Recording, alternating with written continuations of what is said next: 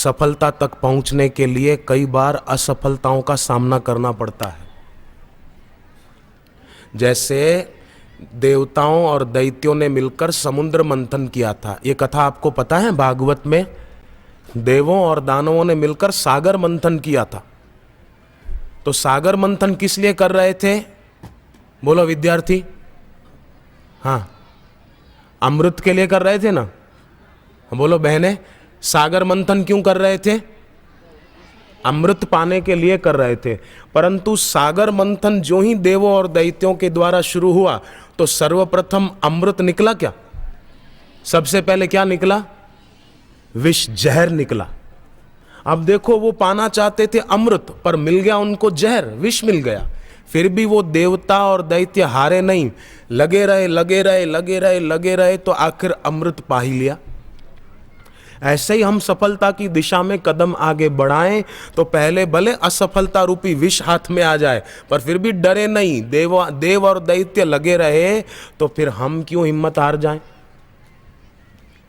Edison बिजली के आविष्कार में लगा था, 3 साल बीत गए, 700 प्रयोग हो चुके थे, साथ ही हिम्मत हार बैठे थे और एडिसन को कहने लगे कि अब हद हो गई, 3 साल बीत गए, 700 प्रयोग कर चुके, अभी तक हमको बिजली के आविष्कार में सफलता नहीं मिली, अब छोड़ो ये झंझट, अब कोई दूसरा काम करते हैं।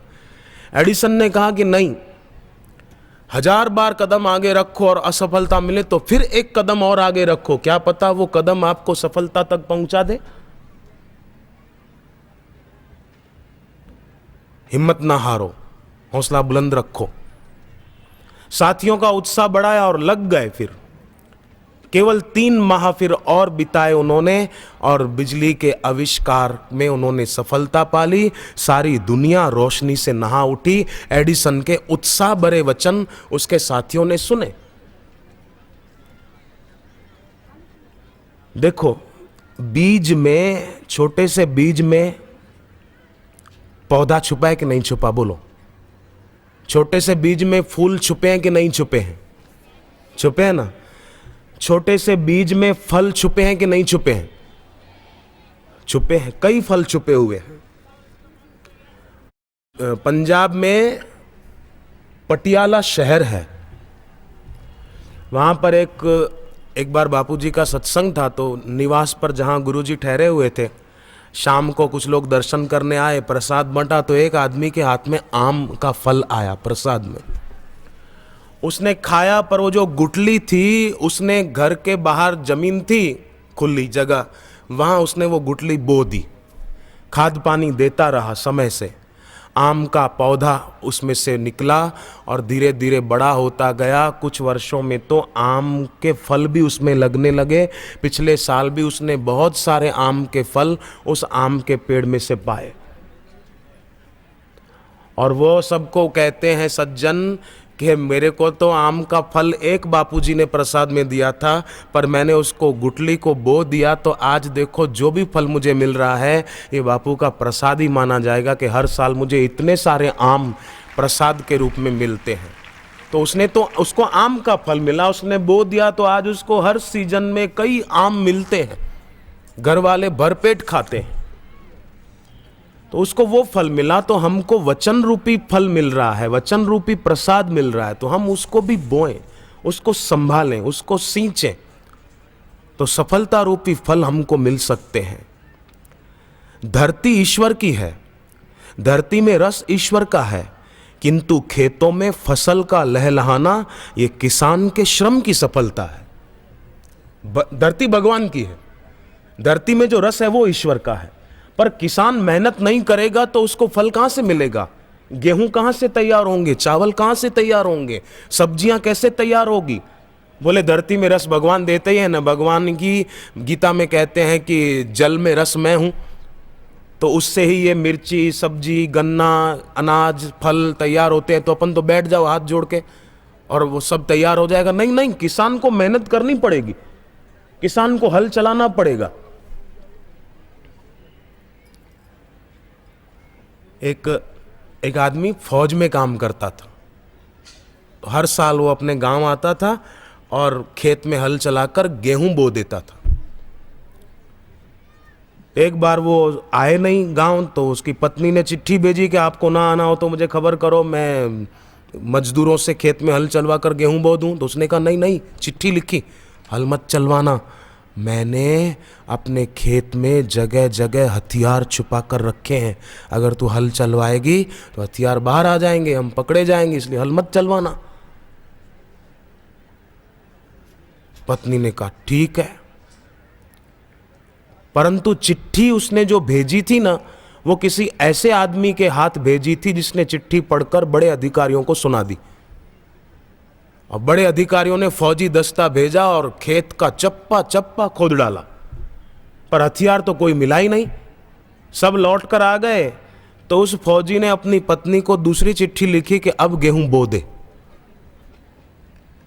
हल चलवाने के पैसे भी नहीं देने पड़े, मजदूरी नहीं करानी पड़ी, पैसे बच गए और काम हो गया, अब गेहूं बो दे। अब बुद्धि तो है, पर बुद्धि का उपयोग इसमें किया, पर बुद्धिमान वो है जो बुद्धि का उपयोग इसमें करे। श्रमशीलता, विवेकशीलता, संयमशीलता अपने जीवन में अपनाए, और किसान जैसे मेहनत करके फल पा लेता है। धरती में रस तो भगवान का है, भगवान की कृपा से ही कुछ दानों में से असंख्य दाने हो जाते हैं, पर किसान की मेहनत अपेक्षित है, किसान का पुरुषार्थ अपेक्षित है। मिट्टी भगवान की है, पर्वत भगवान का है, सब कुछ ईश्वर का है, परंतु मिट्टी से बनी ईंटें और पर्वत से मिले हुए पत्थर से भव्य इमारत का निर्माण करना, ये मानवीय रचना धर्मिता है।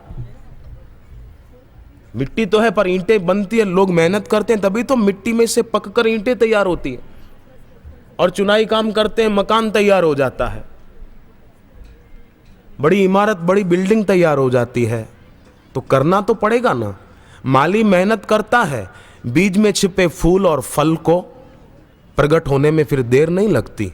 उसी प्रकार हम भी मेहनत करें, कोशिश में कामयाबी छुपी हुई है। शेर गुफा में बैठा हो, विद्यार्थी, शेर गुफा में बैठा हो तो गुफा में बैठे बैठे उसके मुंह में शिकार आ जाएगा क्या? नहीं, शेर निकलेगा जंग गुफा से बाहर, थोड़ी मेहनत करेगा, शिकार पकड़ेगा, खाएगा, भूख मिटाएगा। तो कोशिश में कामयाबी छुपी हुई है। असफल होना ये जीवन की विफलता नहीं है, शब्द पर ध्यान देना। कभी असफल हो गए हम, कम परसेंटेज आए, या कोई विद्यार्थी बेचारा फेल भी हो गया, चलो, असफल होना ये जीवन की विफलता नहीं है।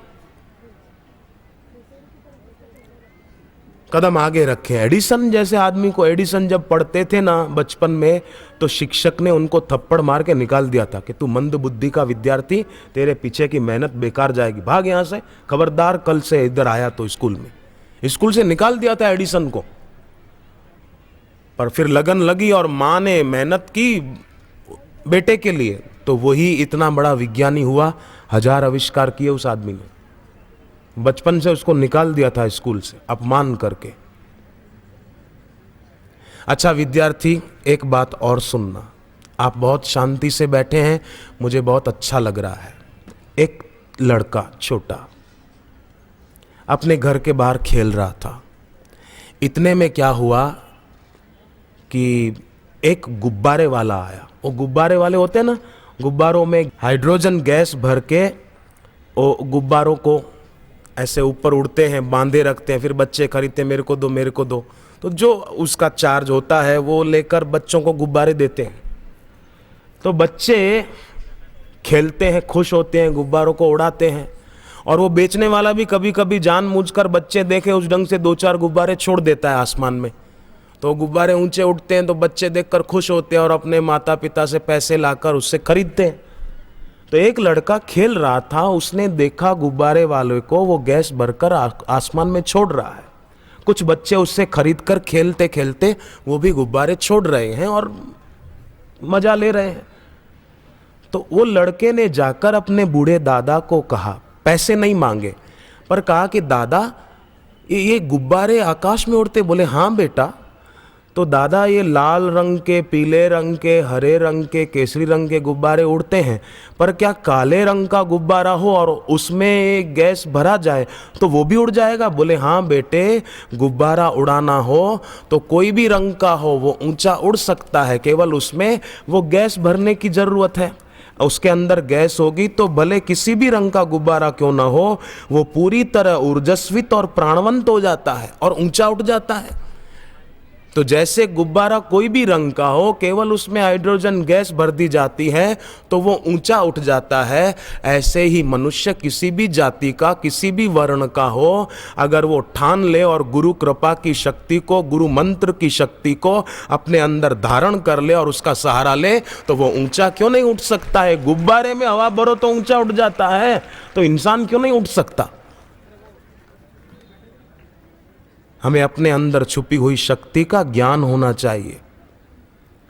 राष्ट्रपति पद और प्रधानमंत्री का पद बड़ा है, परंतु प्रधानमंत्री पद पर पहुंचे हुए लोग भी सच्चे संत के चरणों में, गुरु के चरणों में झुकते हैं।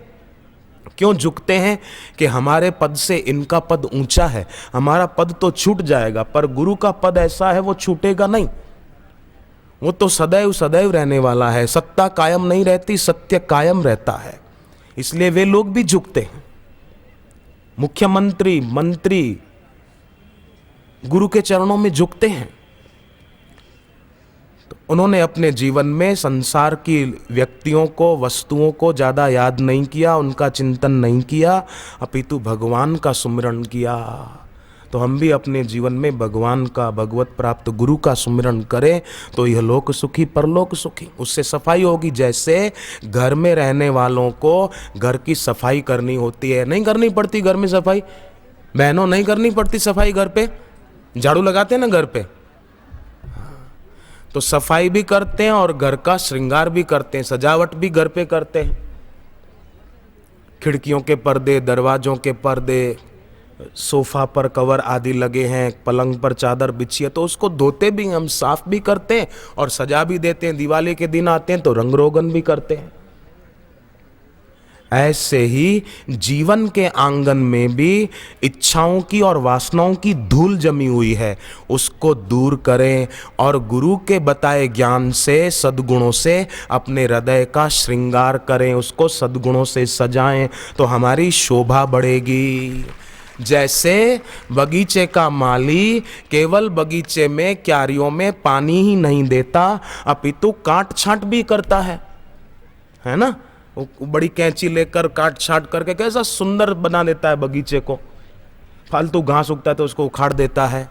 ऐसे ही हम भी अपने जीवन में थोड़ी काट छांट करना सीखें।